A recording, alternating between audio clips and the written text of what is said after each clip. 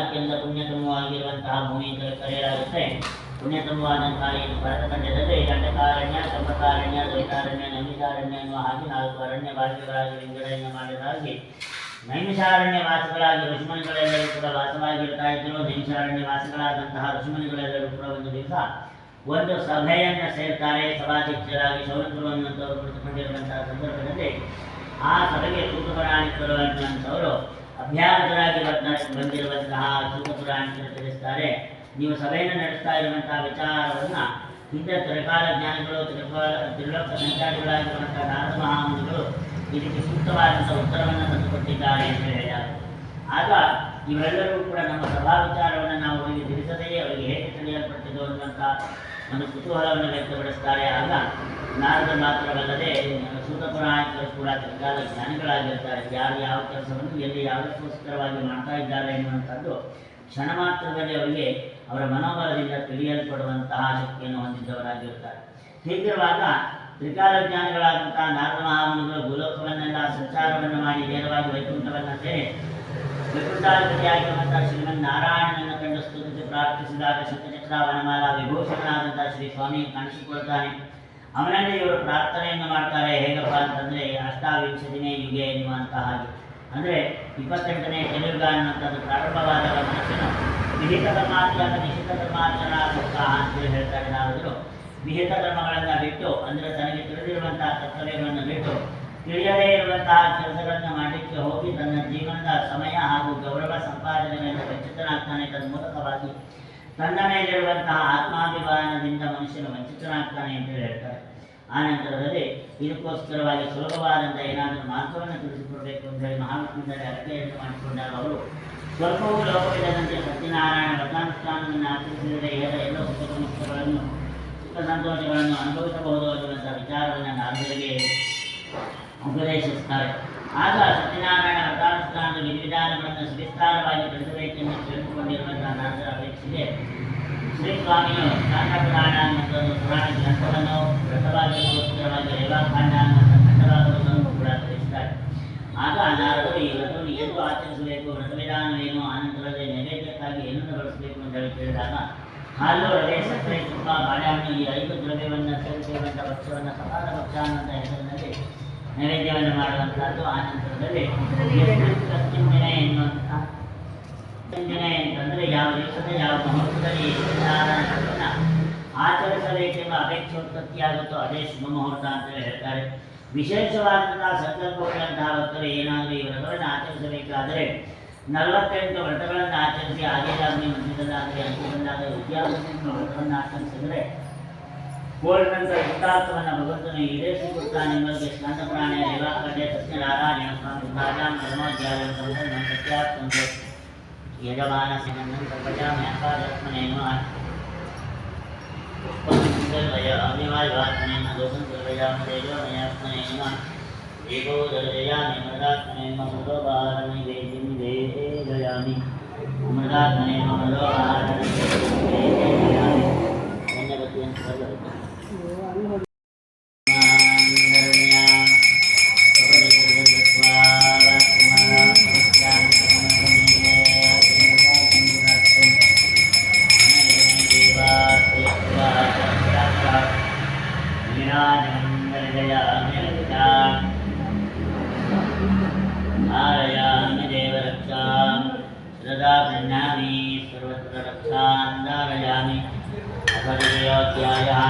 ಹಾಗೆ 2ನೇ ಅಧ್ಯಾಯವನ್ನು ಮುಂದುವರೆಸಿಕೊಳಿಸ್ತಾರೆ. ಬಹಳ ಬಡವನಾಗಿರುವಂತಹ ತಿನ್ನಲನ್ನು ಹೊನೆಯ ಬಟ್ಟೆಯಿಲ್ಲದಂಥ ಕಡು ಬಡವನಾಗಿರ್ತಾನೆ. ಭಿಕ್ಷಾಟನೆಯನ್ನು ಮಾಡಿದರೂ ಕೂಡ ಸಾಕಷ್ಟು ಭಿಕ್ಷೆ ಕೂಡ ದೊರೆತಾ ಇರುವುದಿಲ್ಲ ಆದರೆ ಆತನು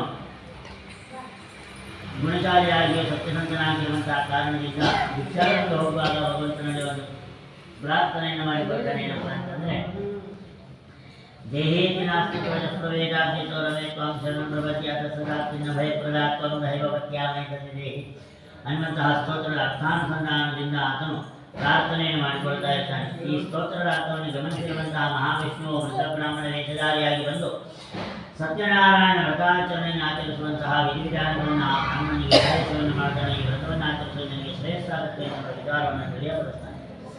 ಆಗ ಆ ಬ್ರಾಹ್ಮಣನ ಆದೇಶ ರಾತ್ರಿ ತನ್ನ ನಿತ್ಯ ಸಂಧ್ಯಾವಂದನೆಯನ್ನು ಪೂರೈಸಿಕೊಂಡು ಪುನಃ ಭಿಕ್ಷಾಟನೆಗೋಸ್ಕರವಾಗಿ ಹೊರತಾನೆ ಆ ದಿವಸ ಆತನಿಗೆ ಹೆಚ್ಚಿನದಾಗಿರುವಂತಹ ಪ್ರಜೆಗಳೆಲ್ಲೂ ಕೂಡ ಲಭ್ಯವಾದಂತೆ ಆ ಬೆಲೆಗಳನ್ನು ಬಳಕೆ ಮಾಡಿಕೊಂಡು ತನ್ನ ಮನೆಯಲ್ಲಿ ಸತ್ಯನಾರಾಯಣ ವ್ರತವನ್ನು ಆಚರಣೆಯನ್ನು ಮಾಡ್ತಾನೆ. ಆ ನಂತರದಲ್ಲಿ ಆತನಿಗೆ ಬಂದಿರುವಂತಹ ದಾರಿದ್ರ್ಯವು ದೂರವಾಗುತ್ತೆ. ಆ ಬ್ರಾಹ್ಮಣನು ಹೀಗೆ ಪ್ರತಿ ಮಾಸದ ಪೌರ್ಣಿಮೆಯ ದಿವಸ ಸತ್ಯನಾರಾಯಣ ವ್ರತವನ್ನು ಆಚರಿಸ್ತಾ ಇರುವಂತಹ ಸಂದರ್ಭ ಒಂದು ದಿವಸ ಒಬ್ಬ ಕಟ್ಟಿಗೆ ಮಾರುವನು ಕಟ್ಟಿಗೆ ಹೊರೆಯನ್ನು ಹೊತ್ತುಕೊಂಡು ಹೋಗ್ತಾ ಇರುವಂತಹ ಸಂದರ್ಭದಲ್ಲಿ ಬಾಯಾರಿಕೆಯಿಂದ ಬಿಡಿಸಲ್ಪಟ್ಟವನಾದ ಕಾರಣದಿಂದ ಬ್ರಾಹ್ಮಣ ಮನೆಯನ್ನು ಪ್ರವೇಶ ಮಾಡ್ತಾನೆ. ಈತ ವ್ರತ ಮಾಡ್ತಾ ಇರುವುದನ್ನು ಕಂಡಿರುವಂತಹ ಬ್ರಾಹ್ಮಣನ ವ್ರತವನ್ನು ಮಾಡ್ತಾ ಇರುವುದನ್ನು ಕಂಡಿರುವಂತಹ ಕಟ್ಟಿಗೆ ಮಾರುವನು ಅಲ್ಲಿಯೇ ಕುಳಿತುಕೊಳ್ತಾನೆ. ವ್ರತ ಆಗುವ ತನಕ ಇದ್ದು ಆನಂತರದಲ್ಲಿ ಸ್ವಾಮಿ ತಾವು ಮಾಡ್ತಾ ಇರುವಂತಹ ವ್ರತ ಯಾವ ಏಕಗೋಸ್ಕರವಾಗಿ ಮಾಡ್ತಾ ಇದ್ದೇವೆ ಎಂದು ಕೇಳಿದಾಗ ಸಕಲ ಇಷ್ಟಾರ್ಥಪ್ರದವಾದಂತಹ ಸತ್ಯನಾರಾಯಣ ವ್ರತವನ್ನು ತಾನು ಪುತ್ರ ಸಂತಾನಾಪೇಕ್ಷೆಯಾಗಿ ಮಾಡ್ತಾ ಇದ್ದೇನೆ ಅಂತ ಹೇಳಿ ದಾರಿದ್ರ್ಯ ನಾಶಕ್ಕೋಸ್ಕರವಾಗಿ ವ್ರತವನ್ನು ಆಚರಿಸ್ತಾ ಇದ್ದೇನೆ ಅಂತೇಳಿ ಬ್ರಾಹ್ಮಣನ ಕಟ್ಟಿಗೆ ಮಾರುವವನಿಗೆ ನೋಡ್ತಾನೆ. ಕಟ್ಟಿಗೆ ಮಾರುವವನು ತಾನೂ ಕೂಡ ಅತ್ಯಂತ ದಾರಿದ್ರ್ಯನಾಗಿಯೋ ಅತ್ಯಂತ ರೋಗಿಯಾಗಿಯೋ ತನ್ನ ಜೀವನವನ್ನು ನಡೆಸ್ತಾ ಇದ್ದೀನಿ, ಇದರಿಂದ ನನಗೆ ಕಷ್ಟವಾಗ್ತಾ ಇದೆ. ಇಂದು ಕಟ್ಟಿಗೆ ಮಾರಿ ಬಂದಿರುವಂತಹ ಸಂಪಾದನೆಯಿಂದಲೇ ನಾಳೆ ತನ್ನ ಮನೆಯಲ್ಲಿ ಸತ್ಯನಾರಾಯಣ ವ್ರತವನ್ನು ಆಚರಿಸ್ತೀನಿ ಎಂಬ ಸಂಕಲ್ಪವನ್ನು ಮಾಡಿಕೊಳ್ತಾನೆ. ಲೋಕರಕ್ಷಕನಾದಂತಹ ಶ್ರೀಮನ್ನಾರಾಯಣನ ಕೃಪೆಯಿಂದ ಯಾರೊಬ್ಬ ಧನಿಕನ ವಿಪರೀತವಾದಂತಹ ಸಂಪತ್ತನ್ನು ಕೊಟ್ಟು ಕಟ್ಟಿಗೆಯಲ್ಲಿ ಕೊಂಡುಕೊಂಡಿರುವಂತಹ ಪರಿಣಾಮದಿಂದ ತನ್ನ ಮನೆಯಲ್ಲಿ ಮರುದಿವಸವೇ ಚೆನ್ನಾಗಿ ಪಕ್ವವಾಗಿರುವಂತಹ ಬಾಳೆಹಣ್ಣುಗಳಲ್ಲಿ ಮೊದಲಾಗಿರುವಂತಹ ಎಲ್ಲ ದ್ರವ್ಯವನ್ನು ಸಂಗ್ರಹ ಮಾಡಿಕೊಂಡ ಸತ್ಯನಾರಾಯಣ ವ್ರತವನ್ನು ಆಚರಿಸಿ ಹೇಳಲೇ ಸಮಸ್ತ ಸುಖವನ್ನು ಅನುಭವಿಸಿ ಅಂತ್ಯದಲ್ಲಿ ವ್ಯಕ್ತಿತ ಪದವಿಯನ್ನು ಅನುಭವಿಸಿ ಸ್ಕಂದಪುರಾಣೇರೇವ ಕಾಂಡೇ ಸತ್ಯನಾರಾಯಣ ಸಂಪ್ರದಾಯ ದ್ವಿತೀಯೋಧ್ಯಾಯಂ ಸಂಪನ್ನಂ ಸತ್ಯಾತ್ಮವೇದಮಾನಃ ಸಂಪ್ರದಿವ್ಯಾತ್ಮನೇ ನಮಃ ಸರ್ವವ್ಯಾಮ್ಯಾಕಾರಾತ್ಮನೇ ನಮಃ ಮುಖಂ ಸರ್ವಯಾಮಿ ವಾಯುವಾತ್ಮನೇ ನಮಃ ದೋಷಂ ಸರ್ವಯಾಮಿ ದೇವಮಯಾತ್ಮನೇ ನಮಃ ದೀಪೌ ಜಗದಾಮಿ ಮದಾತ್ಮನೇ ಮಹಾನೈವೇದ್ಯಂ ದೇವೇನಯಾಮಿ ನಿರತಿಶಯ ಶುಭಫಲಪ್ರಾಪ್ತಯೇ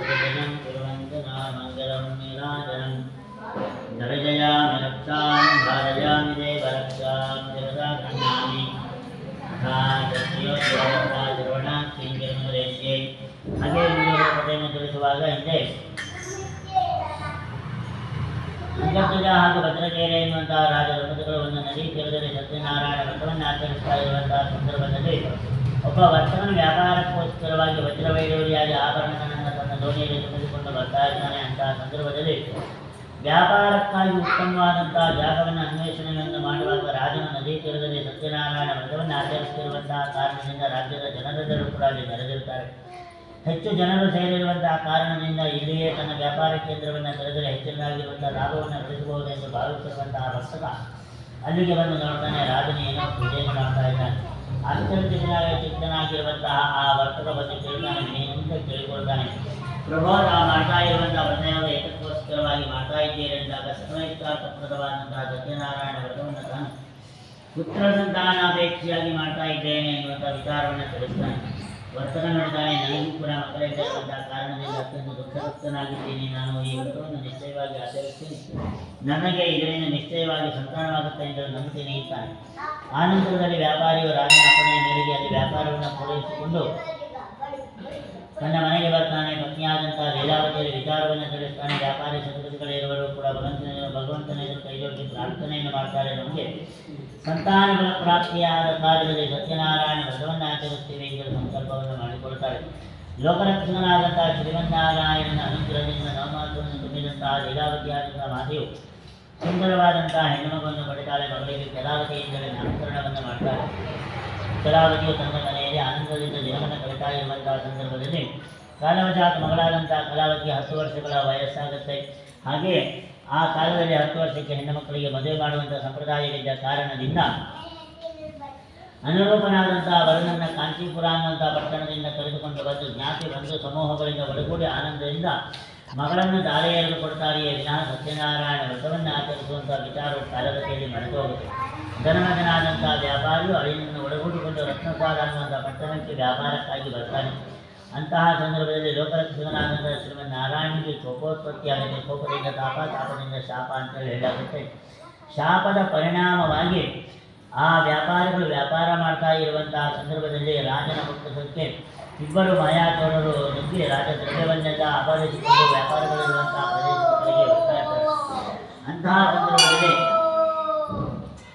ರಾಜಭಟರು ಚೋರರನ್ನು ಗಮನಿಸಿರುವಂತಹ ಕಾರಣದಿಂದ ಆ ಚೋರರು ರಾಜ ದ್ರವ್ಯವನ್ನು ತಂದು ವ್ಯಾಪಾರಿಗಳ ಸಮೀಪವೇರಿಸಿ ತಪ್ಪಿಸಿಕೊಂಡಿರುವಂತಹ ಪರಿಣಾಮದಿಂದ ಹಿಂದೆಯಿಂದ ಬಂದಿರುವಂತಹ ರಾಜಭಟರು ವ್ಯಾಪಾರಿಗಳೇ ಕಳ್ಳರೆಂದು ಭಾವಿಸಿ ಅವರುಗಳನ್ನು ಗಟ್ಟಿಯಾದ ಹಕ್ಕುಗಳನ್ನು ಕೊಟ್ಟು ತಪ್ಪಾದ ಕಾರಾಗೃಹಕ್ಕೆ ಹಾಕ್ತಾರೆ. ಅಂತಹ ಸಂದರ್ಭದಲ್ಲಿ ಎದುರಾಡುವಂತಹ ಮಾತುಗಳನ್ನು ಯಾರೂ ಕೂಡ ಆಲಿಸ್ತಾ ಇರೋದಿಲ್ಲ.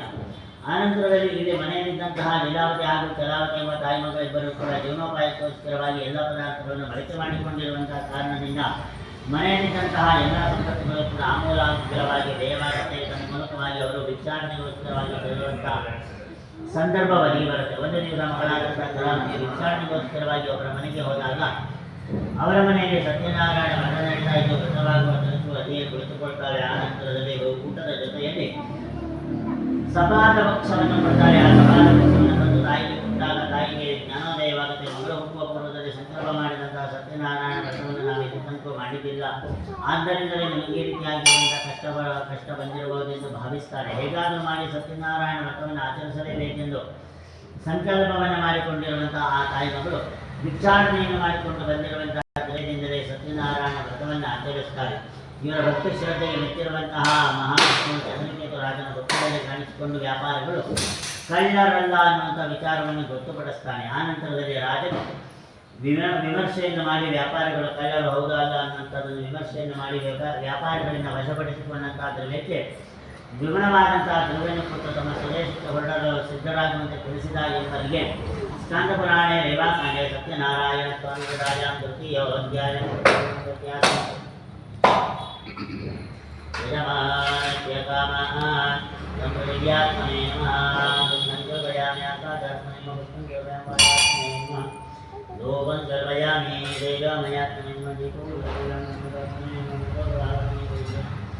निवेदयामि निरतिशयशुभफलप्राप्तये ध्यानं ग्रह्यामित्यादिनमग्रहः शुभत्रामि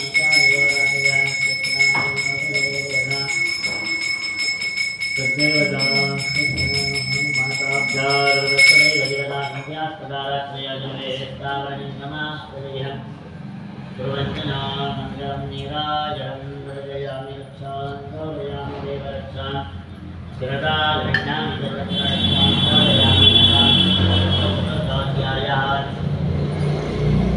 ರಾಜನು ದ್ವಿಗುಣವಾದಂತಹ ದ್ರವ್ಯವನ್ನು ಕೊಟ್ಟಿದ್ದಾನೆ. ದ್ರವ್ಯದಿಂದ ವ್ಯಾಪಾರಿಗಳು ಬಹಳ ಸಂತೋಷಚಿತ್ತರಾಗಿ ತಮ್ಮ ಸ್ವದೇಶದ ಕಡೆಗೆ ಹೊರಡಲು ಸುಲಭವಾಗಿ ಸಮುದ್ರ ತೀರದಲ್ಲಿ ನಿಂತಿರುವಂತಹ ಹಡಗಿನ ಕಡೆಗೆ ಬರ್ತಾ ಇರುವಂತಹ ಸಂದರ್ಭದಲ್ಲಿ ಅಲ್ಲೊಬ್ಬ ಸನ್ಯಾಸಿ ಕಾಣಿಸ್ತಾನೆ. ಸನ್ಯಾಸಿ ಕೇಳ್ತಾನೆ, ನಿಮ್ಮ ಹಡಗಿನಲ್ಲಿ ಏನೆಲ್ಲ ವಸ್ತುಗಳನ್ನು ಇಟ್ಟಿದ್ದೀರಿ ಅಂತೇಳಿ ಕೇಳಿದಾಗ ಇವರ ಆಲೋಚನೆಯನ್ನು ಮಾಡ್ತಾರೆ. ಬೆಲೆ ಬಾಳುವಂತಹ ವಸ್ತುಗಳು ಇಟ್ಟಿದ್ದೀರಿ ಅಂತೇಳಿ ಹೇಳಬಾರ್ದು. ಆ ಸನ್ಯಾಸಿಯಲ್ಲಿ ಹೇಳ್ತಾರೆ, ಎಲ್ಲಾದರೂ ಸನ್ಯಾಸಿ ವೇಷಧಾರಿಯಾಗಿ ಬೆಲೆ ಬಂದಿರಬಹುದು ಎಂದು ಭಾವಿಸಿ ಬೆಲೆ ಬಾಳುವಂಥ ವಸ್ತುಗಳೇನು ಇಲ್ಲ, ಎಲೆಬಳ್ಳಿ ಕಸಂತಿಗಳನ್ನು ತುಂಬಿಸಿದ್ದೀವಿ ಎನ್ನುವಂತಹ ಅಮಿತ್ಯ ವಾಕ್ಯವನ್ನು ತಿಳಿಸ್ತಾರೆ. ಅಸತ್ಯವಾಕ್ಯವನ್ನು ಕೇಳಿರುವಂತಹ ಪರಮಾತ್ಮನು ನೀವು ಹೇಳಿರುವಂತಹ ಪದಾರ್ಥಗಳು ಭದ್ರವಾಗಿರಲಿ ಅಂತೇಳಿ ಹೇಳಿ ಹೊರಟು ಹೋಗ್ತಾನೆ. ಆ ನಂತರದಲ್ಲಿ ಬಂದು ಹಡಗನ್ನು ನೋಡಿದಾಗ ಎಲ್ಲ ದ್ರವ್ಯರಾಶಿಗಳೆಲ್ಲವೂ ಕೂಡ ಎಲೆಬಳ್ಳಿಗಳಾಗಿರುತ್ತೆ. ದುಃಖದಿಂದ ಪ್ರಲಾಪಿಸುತ್ತಿರುವಂತಹ ಮಾವನನ್ನು ಕಂಡು ಅಳಿಯ ತಿಳಿಸ್ತಾರೆ, ನಾವು ಸನ್ಯಾಸಿಗಳಿಗೆ ಸುಳ್ಳು ಹೇಳಿದ ಕಾರಣದಿಂದ ಹೀಗಾಗಿರಬಹುದೆಂದು ಭಾವಿಸ್ತಾರೆ. ಹೇಗಾದರೂ ಆಗಲಿ ಸನ್ಯಾಸಿಯಲ್ಲಿ ಹೋಗಿ ಕ್ಷಮೆ ಕೇಳೋಣ ಎಂದು ಭಾವಿಸಿರುವಂತಹ ಆ ವ್ಯಾಪಾರಿಗಳು ಸನ್ಯಾಸಿಯಲ್ಲಿ ಬಂದು ತಮ್ಮ ವೃತ್ತಾಂತವನ್ನೆಲ್ಲವನ್ನು ಕೂಡ ಆಯ್ಕೆ ಮಾಡಿಕೊಂಡು ದೀರ್ಘದಂಡ ನಮಸ್ಕಾರವನ್ನು ಮಾಡ್ತಾರೆ. ಮತ್ತೆ ಮತ್ತೆ ಪ್ರಣಾಮಗಳನ್ನು ಕೂಡ ಮಾಡ್ತಾರೆ. ಆಗ ಆ ಸನ್ಯಾಸಿ ತಿಳಿಸ್ತಾನೆ, ನೀನು ಜೀವನದಲ್ಲಿ ಮಾಡಿರುವಂತಹ ಎಲ್ಲ ತಪ್ಪುಗಳ ಜೊತೆಯಲ್ಲಿ ಸತ್ಯನಾರಾಯಣ ವ್ರತವನ್ನು ಆಚರಿಸ್ತೀನಿ ಎಂದು ಸಂಕಲ್ಪವನ್ನು ಮಾಡಿಕೊಂಡು ಬಿಟ್ಟಿದ್ದೀಯಾ, ಆದ್ದರಿಂದಲೇ ಈ ರೀತಿಯಾಗಿರುವಂತಹ ಕಷ್ಟಗಳು ನಿಮಗೆ ಬಾರಿ ಬಾರಿಗೂ ಪ್ರಾಪ್ತವಾಗ್ತಾ ಇದೆ ಎನ್ನುವಂಥ ವಿಚಾರವನ್ನು ತಿಳಿಸ್ತಾಳೆ. ಆಗ ವ್ಯಾಪಾರಿಯು ತಾನು ತನ್ನ ಸ್ವದೇಶವನ್ನು ಸೇರಿದಾಕ್ಷಣದಲ್ಲಿ ಸತ್ಯನಾರಾಯಣ ವ್ರತವನ್ನು ಆಚರಿಸ್ತೀನಿ ಎಂದು ಪುನಃ ಸಂಕಲ್ಪವನ್ನು ಮಾಡಿ ದೀರ್ಘದಂಡ ನಮಸ್ಕಾರವನ್ನು ಮಾಡ್ತಾರೆ. ಆ ನಂತರದಲ್ಲಿ ಬಂದು ಹಡಗನ್ನು ನೋಡುವಾಗ ಎಲ್ಲ ದ್ರವ್ಯರಾಶಿಗಳು ಕೂಡ ಸುಭದ್ರವಾಗಿರುತ್ತೆ. ಸಂತೋಷಗೊಂಡಿರುವಂತಹ ವ್ಯಾಪಾರಿ ತಮ್ಮ ಸ್ವದೇಶದ ಸಮೀಪಕ್ಕೆ ಬರ್ತಾನೆ. ಬಂದಿರುವಂತಹ ದೃಷ್ಟಿಗೋಸ್ಕರವಾಗಿ ಒಬ್ಬ ಸೇವಕರನ್ನು ಮನೆಗಾಗಿ ಕಳಿಸ್ತಾನೆ. ಆ ಸಮಯದಲ್ಲಿ ಮಗಳಾದಂತಹ ಕಲಾವತಿ ಹಾಗೂ ಲೀಲಾವತಿ ಆದಂತಹ ತಾಯಿ ಮಗಳಿಬ್ಬರು ಕೂಡ ಸತ್ಯನಾರಾಯಣ ವ್ರತವನ್ನು ಆಚರಿಸಿ ಕಥಾಶ್ರವಣವನ್ನು ಮಾಡ್ತಾ ಇರುವಂತಹ ಸಂದರ್ಭದಲ್ಲಿ ಸಂತೋಷದ ವಾರ್ತೆಯನ್ನು ಕೇಳಿರುವಂತಹ ಮಗಳಾದಂತಹ ಕಲಾವತಿಯು ವ್ರತಾಚರಣೆಯನ್ನು ಅಷ್ಟಕ್ಕೆ ನಿಲ್ಲಿಸಿ ಸಮುದ್ರತೀರಕ್ಕೆ ನಡೆದಾಳೆ. ತಾಯಿಯಾದಂತಹ ಲೀಲಾವತಿ ವ್ರತವನ್ನು ಸಂಪೂರ್ಣವಾಗಿಸಿಕೊಂಡ ತೀರ್ಥ ಪ್ರಸಾದವನ್ನು ಸ್ವೀಕರಿಸಿ ಸಮುದ್ರ ತೀರಕ್ಕೆ ಬರುವಾಗ ಒಂದು ಅಶರೀರವಾಣಿಯಾಗುತ್ತೆ. ಮಗಳಾದಂತಹ ಕಲಾವತಿ ಅಪೂರ್ಣಾಚರಣೆಯನ್ನು ಮಾಡಿದ ಕಾರಣದಿಂದ ಕಷ್ಟವಾಗಿದೆ ಅಂತ. ಆಗ ಬಂದು ಸಮುದ್ರ ತೀರದಲ್ಲಿ ನೋಡುವಾಗ ಮಗಳಾದಂತಹ ಕಲಾವತಿಯು ತನ್ನ ಪತಿಯ ಪಾಲಿಕೆಯನ್ನು ತೆಗೆದುಕೊಂಡು ಸಮುದ್ರದಲ್ಲಿ ಸಹಗಮನ ಮಾಡುವಂತಹ ನಿರ್ಧಾರವನ್ನು ಮಾಡಿದ್ದಾರೆ. ಅಕಸ್ಮಾತ್ತಾಗಿ ಹೀಗಾಗಲು ಕಾರಣವೇನು ಅಂತೇಳಿ ಅವರೆಲ್ಲರೂ ಕೂಡ ಆಲೋಚನೆಯನ್ನು ಮಾಡ್ತಾ ಇರುವಂತಹ ಸಂದರ್ಭದಲ್ಲಿ ಅಶರೀರವಾಣಿಯ ವಿಚಾರವು ಲೀಲಾವತಿ ಆದಂತಹ ಮಾತಿಗೆ ನೆನಪಿಗೆ ಬರುತ್ತೆ. ಆ ತಾಯಿಯು ಮಗಳಿಗೋಸ್ಕರವಾಗಿ ಜೀವಿಸ್ತಾಳೆ. ಆಗಿಂದಾಗಲೇ ಮನೆಗೆ ಹೋಗಿ ಸತ್ಯನಾರಾಯಣ ವ್ರತಾಚರಣೆಯ ಪ್ರಸಾದವನ್ನು ಸ್ವೀಕರಿಸಿ ಬಾ ಅಂತ ಹೇಳಿದ ಕಾರಣದಿಂದ ತಾಯಿಯ ಮಾತಿಗೋಸ್ಕರವಾಗಿ ಮನೆಯನ್ನು ಸೇರಿ ಮನೆಯಲ್ಲಿ ಸರಿದ್ದಂತಹ ಸತ್ಯನಾರಾಯಣ ವ್ರತಾಚರಣೆಯ ಪ್ರಸಾದವನ್ನು ಸ್ವೀಕರಿಸಿ ಸಮುದ್ರ ತೀರಕ್ಕೆ ಬರುವಾಗ ಅದೃಶ್ಯನಾದಂತಹ ತನ್ನ ಪತಿಯು ದೃಶ್ಯನಾಗಿರ್ತಾನೆ. ಅವರೆಲ್ಲರೂ ಕೂಡ ಸಾವಕಾಶ ಮಾಡದೆ ಸಂತೋಷದಿಂದ ತಮ್ಮ ಮನೆಯನ್ನು ಸೇರಿ ಸತ್ಯನಾರಾಯಣ ವ್ರತವನ್ನು ವಿಜೃಂಭಣೆಯಿಂದ ಮಾಡಿ ಇಹದಲ್ಲಿ ಸಮಸ್ತ ಸುಖವನ್ನು ಅನುಭವಿಸಿ ಅತ್ಯಂತ ವೈಕುಂಠ ಪದವಿಯನ್ನು ಹೊಂದಿರುವ ಎಂಬುದಕ್ಕೆ ಸ್ಕಂದ ಪುರಾಣೇರಿವ ತಂದೆ ಸಂಪ್ರದಾಯ ಪಂಚಮಾಧ್ಯಾಯಂ ಸಂಪನ್ನಂ ಚತುರ್ಥಾಧ್ಯಾಯಂ ಸಂಪನ್ನಂ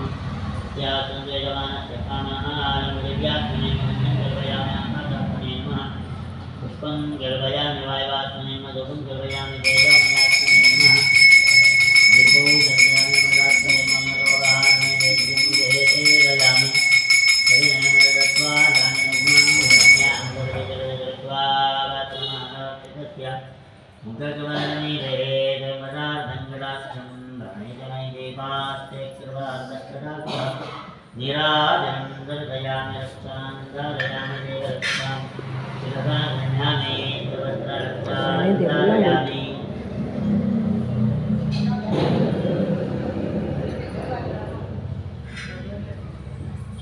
ಅಧಿಕಾರಿಯಾಗಿ ಪ್ರಜಾಪಾಲನೆಯನ್ನು ಮಾಡ್ತಾ ಇರ್ತಾನೆ.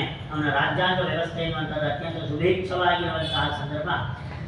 ಅವನ ರಾಜ್ಯ ವ್ಯವಸ್ಥೆಯಲ್ಲಿ ಪ್ರತಿಯೊಬ್ಬ ಪ್ರಜೆಗಳು ಕೂಡ ತನ್ನ ವಯೋಮಿತಿಗೆ ಅನುಗುಣವಾದಂತಹ ಕರ್ತವ್ಯವನ್ನು ಮಾಡಲೇಬೇಕು. ಈ ರೀತಿಯಾಗಿರುವಂತಹ ವ್ಯವಸ್ಥೆಯನ್ನು ಹೊಂದಿರುವಂತಹ ಮಹಾರಾಜನಾಗಿರುವನು ಆನಂದದಿಂದ ದಿನಗಳನ್ನು ಕಳೀತಾ ಇರುವಂತಹ ಸಂದರ್ಭದಲ್ಲಿ ಒಂದು ದಿವಸ ಒಬ್ಬ ಗೂಢಚಾರರನ್ನು ಬಂದು ತಿಳಿಸ್ತಾನೆ.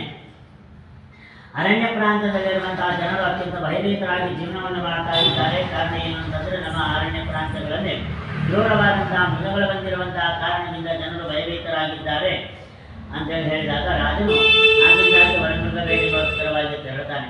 ಬೇಟೆಯಾಡಿರುವಂತಹ ರಾಜನಿಗೆ ಆಯಾಸವಾಗುತ್ತೆ. ಆಯಾಸ ಪರಿಹಾರಕ್ಕೋಸ್ಕರವಾಗಿ ಒಂದು ವಟವೃಕ್ಷದ ಕೆಳಗಡೆಯಲ್ಲಿ ವಿಶ್ರಾಂತಿಗಾಗಿ ಕುಳಿತುಕೊಂಡಿರುವಂತಹ ಅದೇ ಗ್ರಾಮದಲ್ಲಿದ್ದಂತಹ ಗೊಲ್ಲರು ರಾಜನ ದರ್ಶನಕ್ಕೆ ಬರುವಂತಹ ಮನ ಮಾಡ್ತಾರೆ.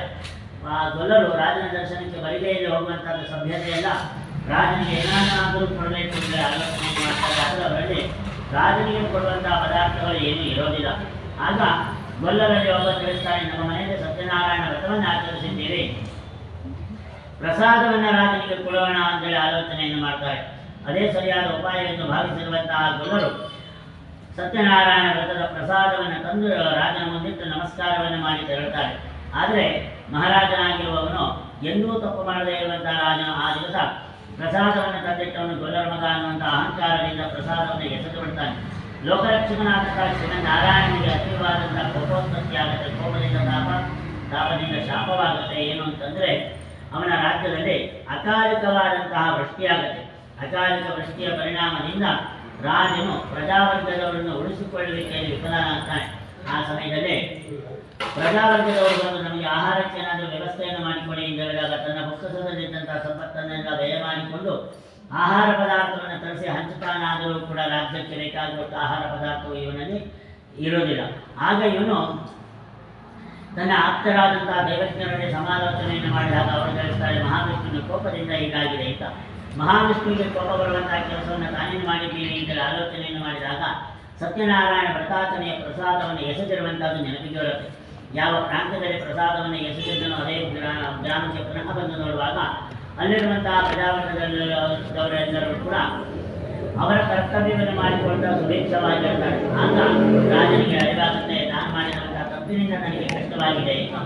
ಆಗ ರಾಜ ಏನು ಮಾಡ್ತಾನೆ, ಗೊಲ್ಲರುಗಳ ಮನೆಯಲ್ಲಿ ಸತ್ಯನಾರಾಯಣ ವ್ರತವನ್ನು ಆಚರಿಸಿ ಪ್ರಸಾದವನ್ನು ಸ್ವೀಕರಿಸಿದ ಕೆಲವೇ ಕ್ಷಣಗಳಲ್ಲಿ ಒಬ್ಬ ಸೇವಕವನ್ನು ನೋಡಿದ್ದಾನೆ. ಅದೆಲ್ಲ ಮಳೆಯ ಪ್ರಮಾಣ ಕಮ್ಮಿಯಾಗಿದೆ, ಮುಂದಿನ ಕಾರ್ಯಾಚರಣೆಯ ವಿಚಾರಕ್ಕೋಸ್ಕರವಾಗಿ ತಾವು ಬರಬೇಕು ಅಂತ. ಆಗ ರಾಜ ಒಬ್ಬನೇ ಅರಮನೆಗೆ ಬಲ್ಲರೆಲ್ಲರನ್ನೂ ಕೂಡ ಕರೆದುಕೊಂಡು ಅರಮನೆಗೆ ಬರ್ತಾನೆ. ಬಂದಿರುವಂತಹ ರಾಜನು ಅರಮನೆಯಲ್ಲಿ ಸತ್ಯನಾರಾಯಣ ವ್ರತಾಚರಣೆಯನ್ನು ಅತ್ಯಂತ ವಿಜೃಂಭಣೆಯಿಂದ ಆಚರಣೆಯನ್ನು ಮಾಡ್ತಾರೆ.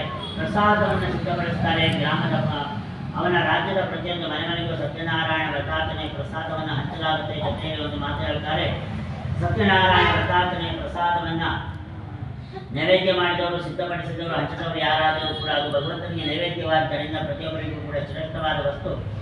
ಆದ್ದರಿಂದ ಸತ್ಯನಾರಾಯಣ ವ್ರತಾಚರಣೆ ಪ್ರಸಾದವನ್ನು ಕೇಳಿಪಡೆದರೂ ದೋಷವಿಲ್ಲ ಅನ್ನುವಂಥ ವಿಚಾರವು ಭೂಮಿಯಲ್ಲಿ ಪ್ರಚಾರವಾಯಿತವರಿಗೆ ಸ್ಕಾಂದಪುರಾಣೇ ರೇವಾಖಂಡೇ ಸತ್ಯನಾರಾಯಣ ಸ್ವಾಮಿರಾಯ ಪಂಚಮೋಧ್ಯಾಯಂ ಸಂಪನ್ನಂ ಸತ್ಯಾತ್ಮಂದ್ರೈಲಮಾನಸ್ಯ ಕಾಮಃ ನಮೃದಿವ್ಯಾತ್ಮನೇ ನಮಃ ಗಂಧಂ ಕಲ್ಪಯಾಮಿ ಆಕಾಶಾತ್ಮನೇ ನಮಃ ಪುಷ್ಪಂ ಕಲ್ಪಯಾಮಿ ವಾಯುವಾತ್ಮನೇ ನಮಃ ಧೂಪಂ ದರ್ಶಯಾಮಿ ನಿವೇದನಾರ್ಥೇ ನಾರಿಕೇಲಖಂಡಾನಿ ಬ್ರಹ್ಮಾಬಲಾನಿ ಚ್ಯೂತಬಲಾಧಾರಿಣೀ ಬಲಾ ಸೇವೆ ಬಲಾನ್ ಜ್ಞಾನಮನಿಜವೀರಬಲೋಪಹಾರ ನೈವೇದ್ಯ ನಿವೇದನ ಮಧ್ಯೆ ಮಧ್ಯೆ ಸ್ವಾದೂಮಂತರಾಪೋಜನಂ